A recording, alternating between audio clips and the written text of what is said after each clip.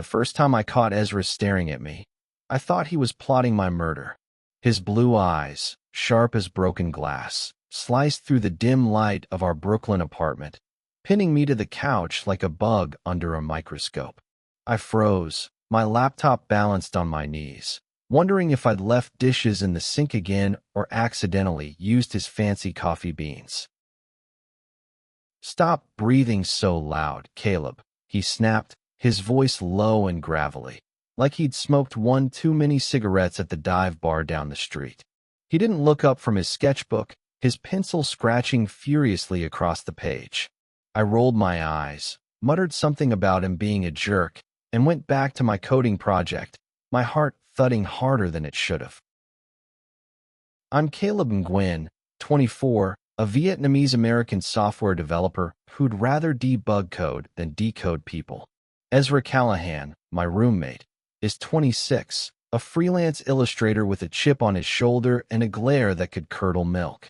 We'd been living together for 6 months, ever since I answered his Craigslist ad for a roommate in this cramped, overpriced Bushwick apartment. From day one, it was clear he hated me, or at least, that's what I thought. He'd leave passive-aggressive posts on the fridge about my creative dish-stacking methods, scoff at my instant ramen dinners, and slam his bedroom door whenever I played music too loud. I figured he was just a grumpy artist type, and I was the unlucky idiot stuck with him. But then the bite started. It was a Tuesday night, and I was sprawled on the couch, scrolling through X for the latest tech threads. Ezra was in the kitchen, banging pots around like he was auditioning for a metal band. I ignored him, as usual, until I felt a sharp sting on my forearm. I yelped, swatting at my skin, expecting to find a mosquito. Instead, there was a small, red mark, 2 tiny punctures, like a vampire had taken a quick nibble. I glanced at Ezra, who was now calmly chopping onions, his back to me. "Dude, did you see a bug or something?" I asked, rubbing the spot. He didn't turn around. "Nope. Probably your imagination, code boy." I frowned, brushing it off. But the next night, it happened again, this time on my neck while I was dozing off during a Netflix binge. Another bite, another red mark, and Ezra was nowhere to be found. By the third bite, on my wrist, I was convinced something was off. I wasn't allergic to anything, and our apartment wasn't exactly a jungle. I started watching Ezra more closely, noticing how he'd linger near me when he thought I wasn't paying attention, his eyes flickering with something I couldn't read. One night, I caught him red-handed. I was in the bathroom, brushing my teeth, when I felt that familiar sting on my shoulder. I spun around, toothpaste foaming at my mouth, and there he was, Ezra, inches away, his lips brushing my skin before he pulled back, his face flushed. I froze, my toothbrush clattering into the sink. "What the hell, man?"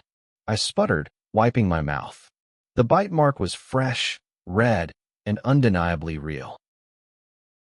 Ezra's jaw clenched, his eyes darting away. "You had a mosquito," he mumbled, shoving past me to escape to his room. But I saw the way his hands shook, the way his breath hitched. This wasn't about bugs. This was something else, something that made my stomach twist in a way I didn't want to admit. I started keeping a mental tally of the bites, 5 by the end of the month, each one accompanied by Ezra's weird, intense stares or his sudden excuses to leave the room. I couldn't shake the feeling that he was marking me, like some kind of possessive animal. The thought was ridiculous, but it stuck in my head, gnawing at me like one of his bites. I didn't know how to confront him without sounding insane, so I didn't. Instead, I started pushing back, leaving my dishes in the sink on purpose, blasting my music louder, trying to get a reaction. Anything to crack that cold exterior of his. One evening, after a particularly brutal day at my tech startup, I came home to find Ezra in the kitchen, making dinner. The smell of garlic and thyme hit me like a warm hug, and for once, he didn't scowl when I walked in. He was stirring a pot of pasta, his sleeves rolled up, revealing tattoos of swirling vines and stars on his forearms. I leaned against the counter, watching him, and for a moment, I forgot about the bites, the fights, the tension. "Want some?" he asked, not looking at me. His voice was softer than usual, almost hesitant. I raised an eyebrow. "You're offering me food? Is this poisoned?" He snorted, a rare half-smile tugging at his lips. "Only if you're allergic to basil." I grabbed a plate, and we ate in silence at the tiny kitchen table, our knees brushing under it. It was the first time we'd sat down together like this, and it felt normal. Nice, even.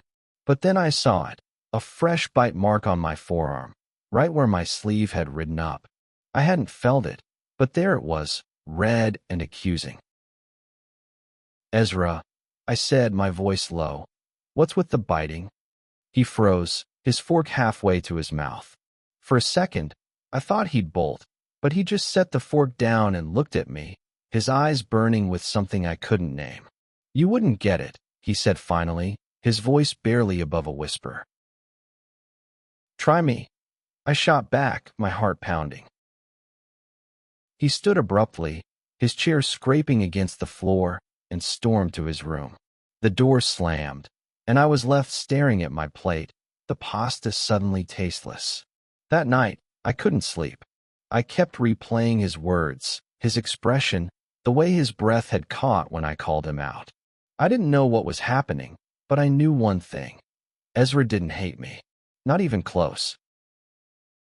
The next week was a blur of awkward silences and stolen glances. I caught Ezra watching me while I coded, his pencil hovering over his sketchbook like he was drawing me instead of the cityscapes he usually worked on. I started noticing little things.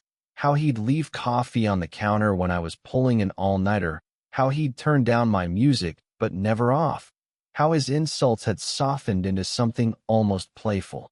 The bites kept happening, too, always when I least expected it. On my collarbone while I was napping, on my hand while we argued over the thermostat. Each one felt less like an attack and more like a secret, a confession he couldn't say out loud. I decided to test him. One night, after a few beers and a marathon of bad horror movies, I sprawled out on the couch, leaving my neck exposed. I pretended to doze off, my heart racing as I waited. Sure enough, I felt the soft brush of his lips against my skin, followed by that sharp, familiar sting. I grabbed his wrist before he could pull away, my eyes snapping open. "Got you," I said, my voice steadier than I felt. Ezra's face was inches from mine, his eyes wide with panic. "Caleb, why do you keep doing this?" I demanded, not letting go of his wrist. His pulse was racing under my fingers, matching mine. He yanked his hand free and stood, running a hand through his blonde hair. "You don't get it," he said again, his voice cracking. "I don't know how I can't just say it."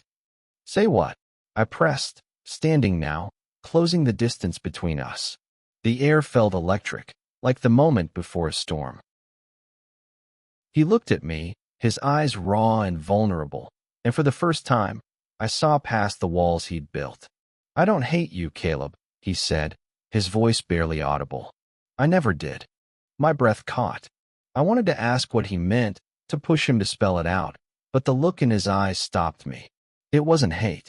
It was something else entirely, something that made my chest ache and my head spin. I reached out, my hand brushing his arm, and he didn't pull away.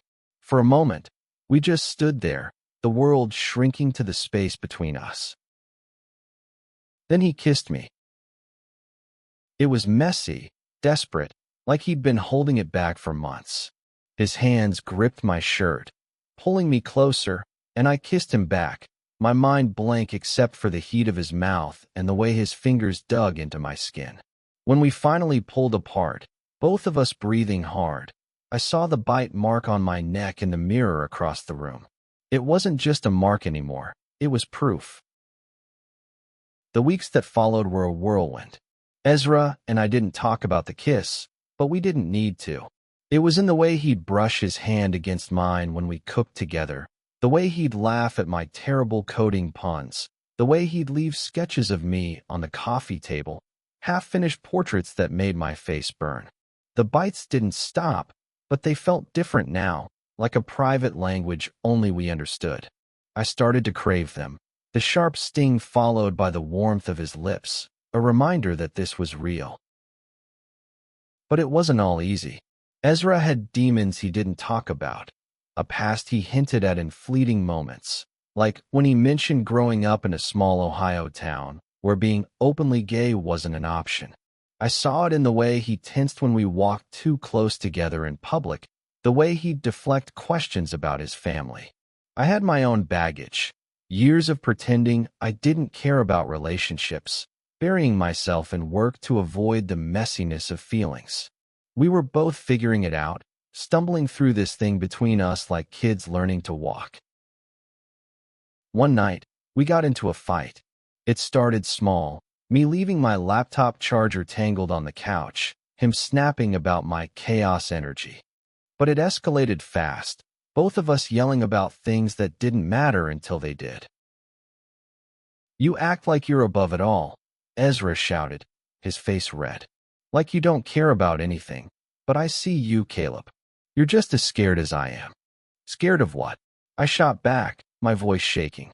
"You're the one who can't even admit what this is." He flinched like I'd hit him, and for a second, I thought he'd walk out. But instead, he grabbed me, pulling me into a kiss that was more anger than affection. When he pulled back, there was a fresh bite mark on my shoulder, and his eyes were wet. "I'm trying," he whispered. "I'm trying so hard to be enough for you." I didn't know what to say, so I just held him, my arms tight around his trembling frame. That night, we fell asleep on the couch, tangled together, and I realized I didn't just want this. I needed it. I needed him. Months later, we were still figuring it out, but it was easier now. The bites became less frequent, replaced by softer touches, quieter moments. One evening, as we sat on the fire escape, watching the Brooklyn skyline glow under the setting sun, Ezra handed me a sketchbook. Inside was a drawing of us, me laughing, him looking at me like I was the only thing that mattered. Underneath, in his messy handwriting, was a single line. Every bite was a love letter I didn't know how to write. I looked at him, my throat tight. "You're such a sap," I said, but my voice cracked, and he laughed, pulling me close. "I thought you hated me," I admitted, my head resting against his shoulder. "I thought I'd scare you away," he said softly. "But you're still here." And I was. Through the fights, the bites, the messy, beautiful chaos of it all, I was still here. So was he. And that was enough.